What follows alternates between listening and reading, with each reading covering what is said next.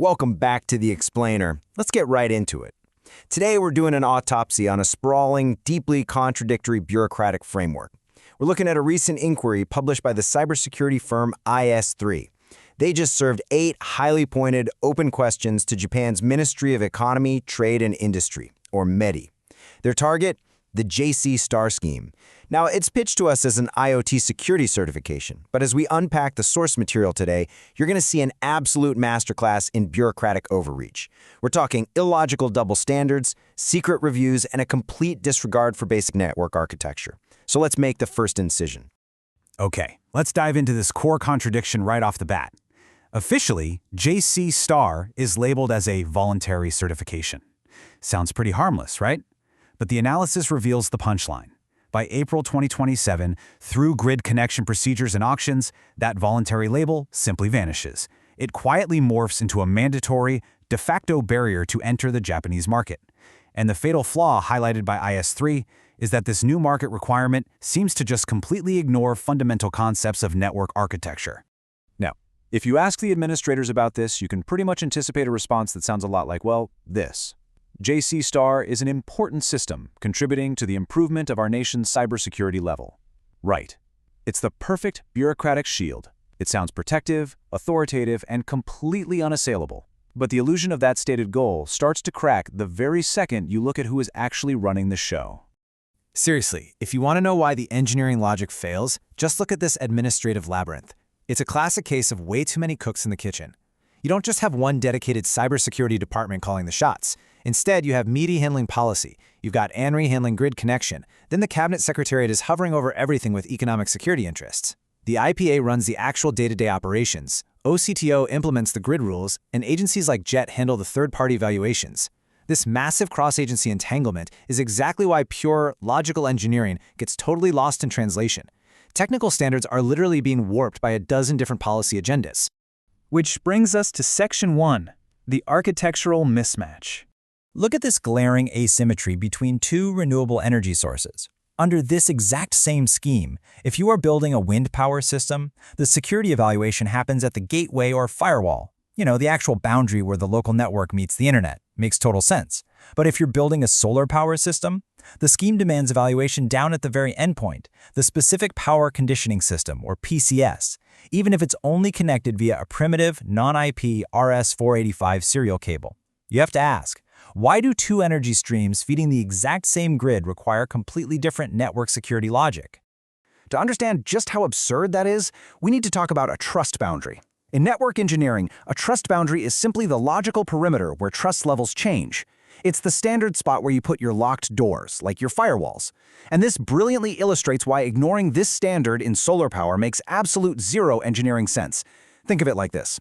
If a burglar is trying to get into your house, you secure the front door. That's your trust boundary. You don't ignore the front door and instead demand a high-security padlock on the toaster in the kitchen. And this leads perfectly into IS3's first 2 questions to METI. They really act like a scalpel here. They're asking, why mandate a product-level evaluation for an RS-485 PCS that doesn't even have IP communication capabilities? And why is the internationally recognized IEC 62443 standard for zone and conduit, which is the industry baseline for segmenting and defending networks, being completely sidelined? Why is the global industry standard for boundary protection somehow deemed insufficient by this one specific Japanese scheme? The inquiry actually anticipates that METI won't even answer the technical why. Instead of explaining the specific threat model to a local serial cable, the anticipated bureaucratic dodge is simply to reiterate the rulebook. They'll likely just say PCS is a control target, therefore it must be certified. It's a classic sidestep. They are expected to avoid the technical reality entirely and just rely on the ink already printed on the page. All right, moving on to Section 2, the secret review paradox. Let's shift away from the technical engineering for a second and look directly at the administrative process itself. If you read the official brochure for a Level 1 JC Star certification, it actually sounds incredibly straightforward. It's voluntary. It's a simple self-declaration of product baseline security. It's designed for easy market entry. Basically, you check your own boxes, submit your paperwork, and you're good to go. Simple, right? Except that's a total fiction. The reality laid out in the report is that the IPA conducts an undocumented confirmation process entirely behind closed doors. Your so-called simple self-declaration actually triggers an opaque, secret review. And here's the truly Kafkaesque kicker. If they reject your application, they don't disclose the reasons why, nor do they even publish the rejection statistics. So the crucial point is summarized perfectly in question 7 of the inquiry. How can a market function with any predictability or accountability when the reasons for a rejection are completely hidden? You are dealing with a de facto requirement for entering the grid by 2027, but companies are forced to navigate a black box approval system. You just cannot build a reliable, international supply chain on a foundation of secret reviews. It doesn't work. Let's step back and look at Section 3, the 20-year drift, because this exposes a fatal flaw in the very concept of static product certification. Grid infrastructure lasts for decades. In year 1, you get your shiny JC Star product certification for a specific box. Great. But by year 5, there are new firmware updates and new local network configurations. By year 10, the system operator has completely redesigned the surrounding network. By year 20, that static certification from 2 decades ago is entirely irrelevant to the actual security of the live system. This is what we call the 20-year dynamic configuration drift. Certifying a static product at year 1 fundamentally fails to secure a living, breathing system over its life cycle. Which brings us to questions 4 and 5. How does certifying a single PCS product actually secure the system, when it is technically possible for a generic, uncertified PC to simply plug into the local bus and bypass the PCS entirely to control the grid? The inquiry really highlights that true safety requires dynamic system-level resilience, not just product-level box checking. And the expected response to this?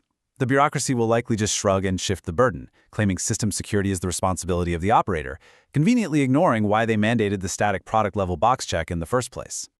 Section 4, the foreign policy wildcard. We've covered technical mismatches and administrative secrets. Let's transition to the absolute most opaque element of the entire scheme. Question 6 from IS3 strikes at the very heart of the matter. The JC Star scheme includes an evaluation criteria broadly termed foreign legal environments. But is this actually a technical cyber risk assessment? Or is this economic security and foreign policy quietly inserted into engineering requirements by the Cabinet Secretariat? This is a massive point of tension, a technical standard potentially being used as a geopolitical tool. Now, what's really interesting about this projected breakdown from IS3 is the coldly predictable pattern. Based on past administrative behavior, they are betting 60% of the responses will likely just reiterate existing policy. 25% will deflect responsibility to other agencies like the IPA or ANRE. 10% will cite generic, high-level threats without addressing the specific engineering questions. And maybe, just maybe, 5% will contain actual technical answers. It is a cynical, but probably highly accurate prediction of bureaucratic self-preservation. As IS3 awaits METI's official response, this is the provocative question we are left with. Does a scheme built on mismatched architectures, secret reviews, static certifications, and hidden geopolitical agendas actually secure the national grid? Or is JC Star simply a mechanism to expand bureaucratic jurisdiction under the guise of cybersecurity?